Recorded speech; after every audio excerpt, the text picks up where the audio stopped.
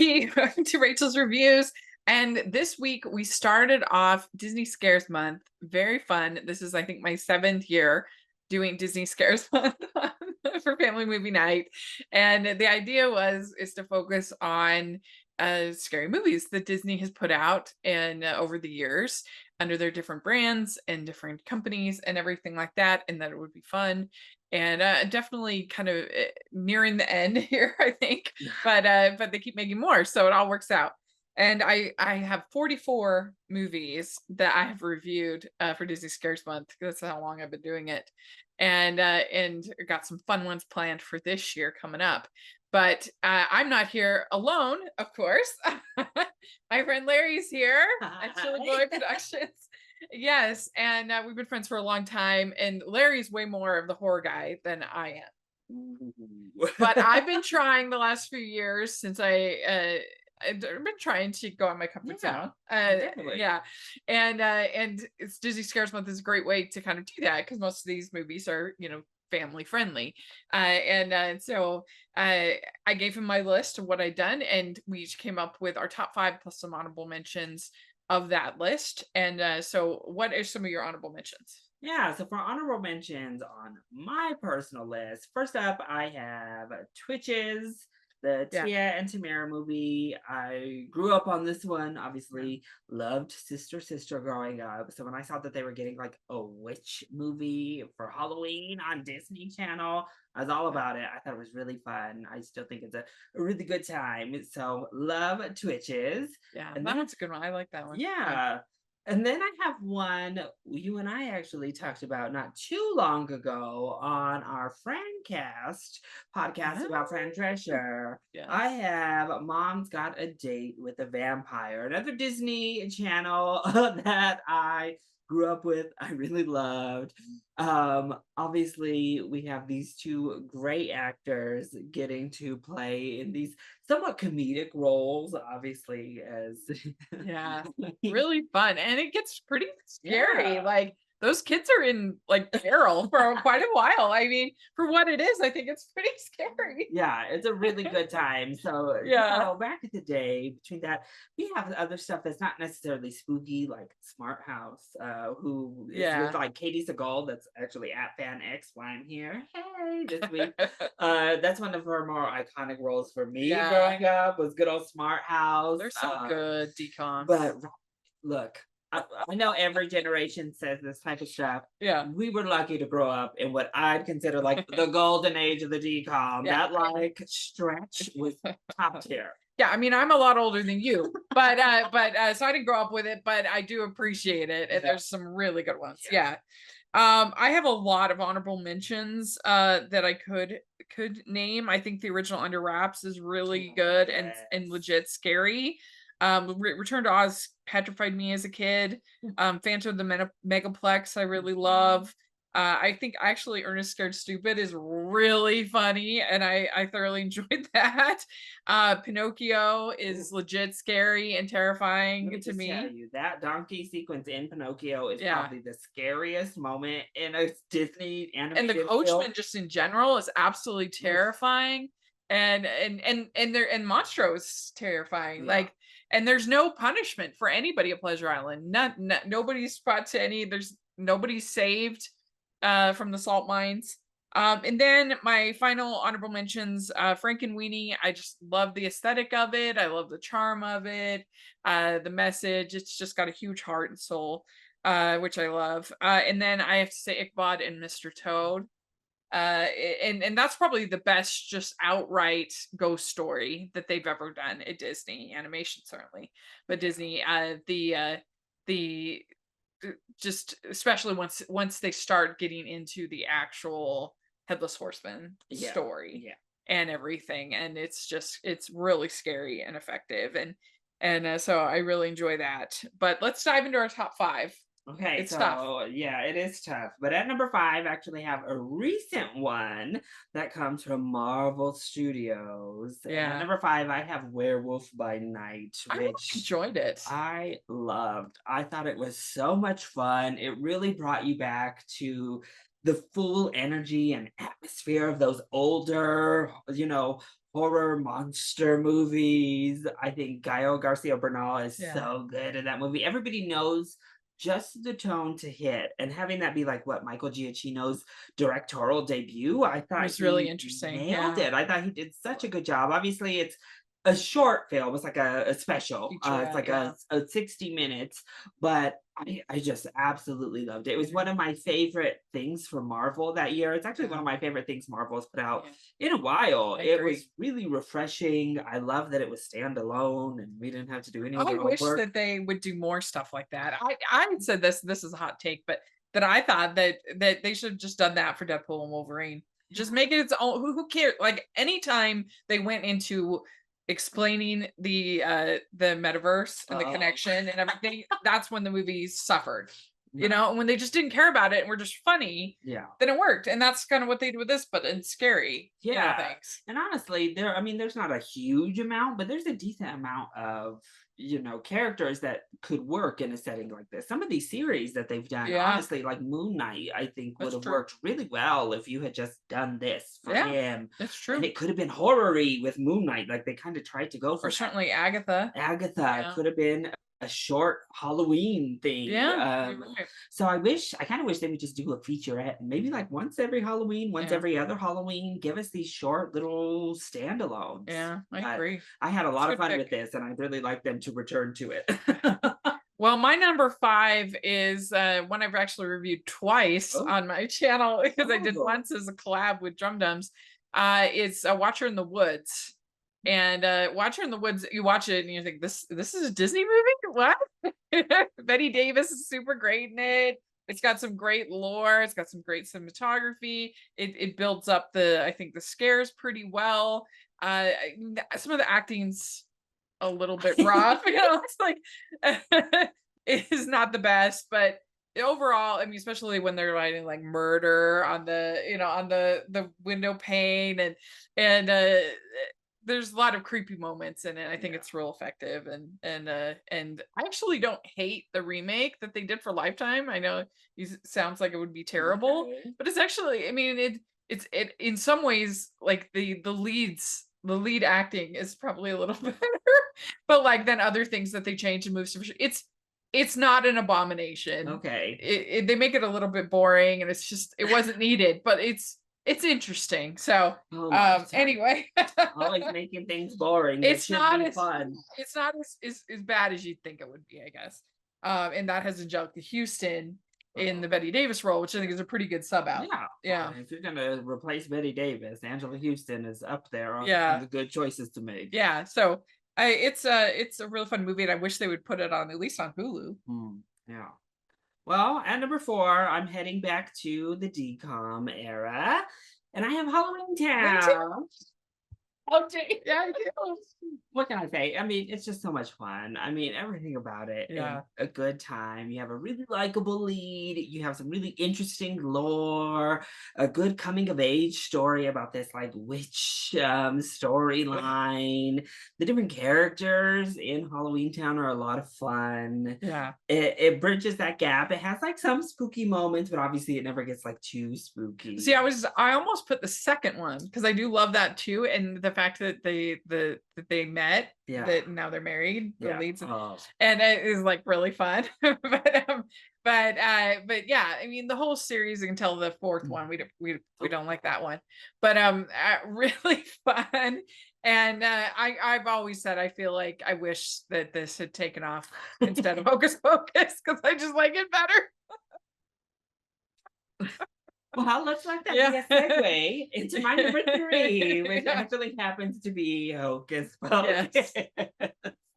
But it's no secret for Rachel that she's definitely one of the few in her camp of not Yeah, enjoying this I film. get it. Um, yeah, Hocus Pocus. It has some when, especially viewed through a 2024 lens, chasing around this kid and punishing him for like being a virgin.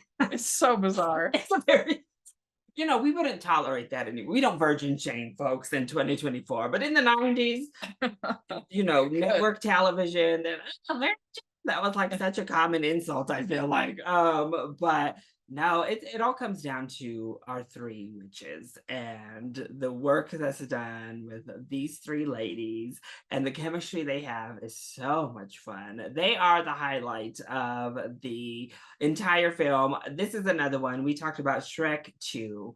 For me, Hocus Pocus has another one of like probably top five favorite musical scenes in a non-musical movie. With I Put a Spell on You, I just think, oh, you get Bette Midler singing I Put a Spell on You. The whole sequence is just so much fun. It moves our story forward. And yeah, we do get to the point where the kids are in a peril, even though these Yeah. witches are pretty bumbling throughout the movie. Yeah. They're not very good at hunting down kids, but we get real close to killing these children off by the end of it. And so you're like in this weird atmosphere with them of like, I really love them, but I'm also a Yeah. little bit like scared of them and don't want them to win for sure. Just don't. I don't know what I want to do with them. I like them too much, but I have fun with Hocus Yeah. Pocus. It's I my can number three. see having fun with it. I really can. But I guess I just feel like it's completely monopolized the Disney Halloween discussion. Like you go to That's fair. Disneyland That's and fair. it is everywhere. You'd think it was the only movie Disney ever made with any Halloween themes. Which is frustrating when you Yeah. have really good movies like Frankenweenie and Halloween Town and Don't Look Under the Bed and You like could do so much with Halloween Town and the theme park too. yeah, so much. And there's just so many good movies. It's Yeah. like, No, I get and so that. it's kind of frustrating when it's just everywhere. Yeah. But yeah. So my number three is kind of an obscure one that you might not have heard of. It's called Mr. Boogedy, and then the sequel is Mr. Boogedy's Bride or The Bride of Okay. Boogedy. Anyway, and they were made in the 80s, I think. Yeah, 86. And it's a very simple, it's this family, they move into this creepy old house and it turns out it's possessed by this evil spirit of Mr. Boogedy and then Okay. Mr. Boogedy's bride and it's just like it's very simple as far as the scares and the effect. It's not a long movie. I think it's only 44, yeah, 45 Oh, minutes. So you can okay. watch both of them and then you get like Wow. a feature film. And they're I think they're both on Disney Plus if I'm not mistaken. And they're just really effective classic scary movies. It could Mm. almost be like a universal monster movie Okay. type movie. They're really fun. And so if you've never seen them, you should check it out. Mr. Boogedy I'm and gonna the have to check it Bride of out. Mr. I'm gonna Boogedy. have to watch it. Yeah, yeah, yeah, yeah. So what do you have at two? So number two, I have a film that's been brought up a couple of times already in this video. I have Frankenweenie. Yeah. I adore it. So sweet. I love Frankenweenie so much. You give me an animal story, and I'm automatically you have like a little bit of It an breaks edge your up. heart. Yeah, it just is such a like, oh, I don't know. You just feel for this kid so much. You have this dog, this town full of crazy people. Like a good Tim Burton movie does. This is like the last time Tim Burton had been good in years. And he hadn't really been good since. This was his Yeah. last bit of Yeah. like good Well, like I said, voodoo. for so long, he stopped telling his own Yeah, stories. and this was a And return to this was a him. return to his stories. And we Yeah. can even see with Beetlejuice that like when he's telling his Yes. own Yeah. stories is when he's the best. I Yeah. think he got caught in an adaptation land for so So long. So but yeah, this one just has so much heart to it. It really pulls at yeah, your it heartstrings really does. several times throughout the film. Plus, it has like that good blend of Tim Burton spookiness. Like, obviously, there's a lot of it's black and white stop motion, and you're dealing with monsters everywhere, but also that kind of kooky relatability, quirkiness that he blends so well. Yeah, yeah. Well, my number 2 is actually also DCOM. It's yeah, it's Don't Look Under the Bed. Yeah. And Don't Look Under the Bed is so good. It's such a good story that, this girl, she finds out she has this monster under her bed and they end up basically becoming friends. And it was actually quite a landmark at the time because it was the first time on Disney Channel that there was a like biracial kiss. Oh. Yeah, for two Ooh. characters. Yeah, they never had that happen before. And I love the whole aesthetic of the Yeah. boogeyman land or whatever they call it is really cool and well visualized. And I don't know, I just thought I found it very clever, very heartfelt, very well done, good acting. I don't know, I just really enjoyed it. So it's one of my favorite DComs. Well, my number one will let you know that stop motion is just a vibe for me at this time of year. Couple that up with some Disney magic, and you get my full and undevoted love. So number one, probably not the most unusual pick, the most original pick. It's The Nightmare Before Christmas. Yeah. I adore it. It's one of my like favorite animated movies of all time. It's one I grew up on. I mean, what kind of hot topic Yeah. kid would I be if I didn't love The Nightmare Before Yeah. Christmas? It like defined a generation of hot topic kids. Um, but it also has a lot of really like creepy stuff that Especially happens. the Oogie villain. Boogie? Oogie Boogie, Oh my yeah. gosh, his entire It's song is just like, oh scary. my gosh, you have all the worms and the maggots coming out. It's like, whoa! You're giving kids like decapitated little head dolls, voodoo Yeah. dolls for Christmas. The songs are amazing. Jack Skellington is amazing. This is another one. Yeah. If they had wanted to, obviously they could have just went off into all of these different lands. But I love that it's its own little standalone things, and that the directors like are like, no, leave it. Like they've kind of brought up, and Henry Selick's like, no, no, no, it's good as its own little gem here, and I'm glad that that's been the case. So Yeah. it's a classic for a reason. Yeah, I do love it, and, I kind of think of it more in the Christmas discussion is the only reason I didn't have it, but yeah, it would probably be my number 1 if I was just on movies, Yeah, and I love the fact that you have Jack trying to be something that he's not, it's not. and that's always a moving arc Mhm. for a character, because it's not that anything that he's doing is bad, it's just not Yeah, him, and Sally can see that, and the more he kind of whenever you make those kind of toxic choices and you're trying to be something that you're not, it's just you leave a path of yeah, destruction in your way like he exasperations. does, Yeah, and so I think it's really really yeah. wonderful. Well, my number one is another one of those movies kind of that came out the same time as Watcher in the Woods. Okay. It's Something Wicked This Way Oh, Comes. And wow. this movie, I love so much about it. I love Jonathan Price's Oh, whole performance as this the leader of the circus, mhm. that comes into town, and the whole aesthetic of him having the wishes of the people on Yeah, his tattooed on his arms, and you pull it out like that, and then you'd see it, and then they would get you're freaked out, and all the different each of the townspeople is vulnerable in one way or mm, another, and and they get to sort of see what like the dark side of their wishes, mhm. and wanting to be one wanting to be young, one wanting to be beautiful, one wanting to, and then you have uh then you have the Jason Robards character who is his big insecurity is that he's an older man with this young child. Mm. So he doesn't feel like he is like a good enough father. He's very insecure about that. And so that's kind of preyed upon by this guy. And all their insecurities are kind of Yeah, uncovered and unmasked, and they have to kind of address that. And I just love the whole atmosphere and mood of it. It's such like a creepy, effective movie, and I did a whole article on my site about how I thought it was an underappreciated masterpiece, and I love the music. I mean, and I don't think that Disney would make a movie like that now. It took that sort of era of the late yeah. '70s to kind of do something like that. But I really do love it, and I wish that it was on Disney Plus, because I just think it deserves that. It deserves to have a renaissance, I think. Yeah, Yeah. yeah, yeah. So, have you seen that one? I have not. Yeah. See, I'm behind on my game. See, I might be more into horror, but when it comes to the Disney catalog through and through, particularly live action Disney, she's the expert here for Yeah. sure. So there we go. That is our top 5, some honorable mentions. Let us know what you think of our picks and what would be your picks. And make sure you check out my playlist with all of my Disney Scares reviews, and also check out the next month of reviews for some new entries in the series. Some really fun picks coming up. And so Larry, where can people follow you? Yes, if you'd like to check me out here on YouTube, check out Chillyboy Productions, also on Instagram at Chillyboy Productions, and over on Twitter at ChillyboyYT.